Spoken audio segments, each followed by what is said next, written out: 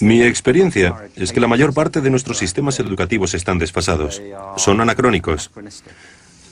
Se crearon en el pasado, en una época distinta, para responder a retos diferentes.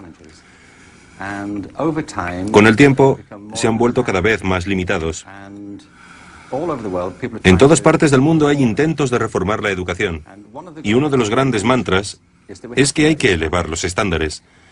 Y me hace gracia porque, por supuesto que deberíamos mejorarlos siempre, pero no sirve de nada aumentarlos si están equivocados.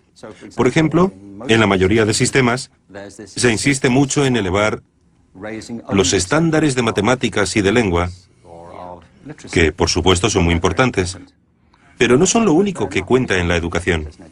Las disciplinas artísticas cuentan, las humanidades cuentan, también la educación física. Si nos planteamos cuál es el propósito de la educación, los políticos a menudo hablan de volver a lo esencial, a lo básico. Y creo que hay que hacerlo, pero primero tenemos que ponernos de acuerdo sobre qué es lo esencial. En mi opinión, la educación, desde la guardería hasta la formación de adultos, tiene en líneas generales 3 objetivos, o por lo menos debería tenerlos. Uno de ellos es económico. Es innegable que una de las grandes expectativas que tenemos sobre la educación es que si alguien tiene estudios, estará en mejor posición para conseguir un trabajo, y la economía se beneficiará. Por eso invertimos tanto dinero en la educación. Y ahora no es así. El problema es que las economías del mundo han cambiado diametralmente en los últimos 50 años. El mundo cada vez está más dominado por los sistemas de información. Estamos inmersos en una economía de servicios y la industria se ha trasladado fuera de Europa. Ahora mismo se ubica mucho más en Asia. Por consiguiente, económicamente, el mundo de ahora no tiene nada que ver con el mundo en el que tú y yo crecimos.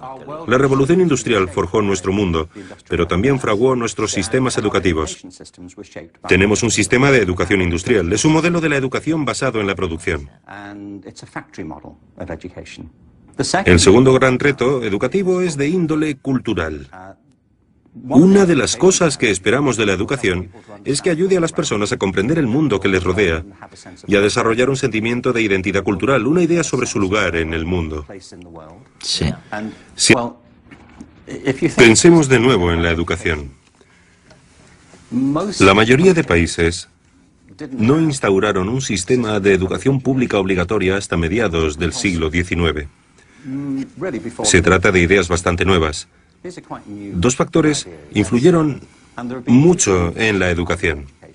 El primero fue la economía industrial, que provocó una cultura organizativa de la educación extremadamente lineal, centrada en los estándares y la conformidad.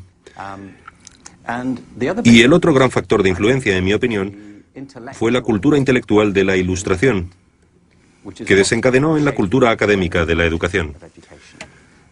Una de las características de la enseñanza es que hay una jerarquía de asignaturas en las escuelas. En la mayoría de sistemas tenemos arriba de todo de la jerarquía la lengua, las matemáticas y las ciencias. Un poquito más abajo están las humanidades, como la geografía y los estudios sociales, o la filosofía, cuando se enseña. Y debajo de todo están las disciplinas artísticas. Hay poquísimos sistemas educativos, no conozco ninguno de hecho, que enseñen danza con el mismo rigor y sofisticación con el que se enseñan matemáticas. ¿Por qué hay esta jerarquía? Muchos te dirán, es evidente, tiene que haber una jerarquía. ¿Pero por qué? Creo que hay 2 motivos. El primero de los cuales es económico. Se cree que las materias que están más arriba en la jerarquía son más relevantes para el mundo laboral. Para encontrar trabajo. Sí. Y te encuentras con afirmaciones como, no te dediques al arte, jamás serás un artista ni te ganarás la vida con el arte. No hagas música, es muy difícil salir adelante como músico. Así que un argumento es claramente económico. Pero lo interesante es que nadie te dice, no te centres en las matemáticas, nunca serás matemático, ni tampoco, olvídate de la química, jamás serás químico. Esto se debe a que en nuestra cultura intelectual existe una asociación entre las ciencias y cierto tipo de conocimiento objetivo. Se cree que al trabajar con las ciencias, se trabaja con hechos y certeza, que son las cosas que marcan diferencias en el mundo, mientras que las disciplinas artísticas se asocian con los sentimientos y la expresión personal. por lo que están muy bien para entretenerse, pero no son importantes para la economía. Yo propongo, entre otras cosas, retomar una concepción de la creatividad que nos devuelva la relación entre las disciplinas artísticas y científicas, puesto que ambas salen perjudicadas de la separación.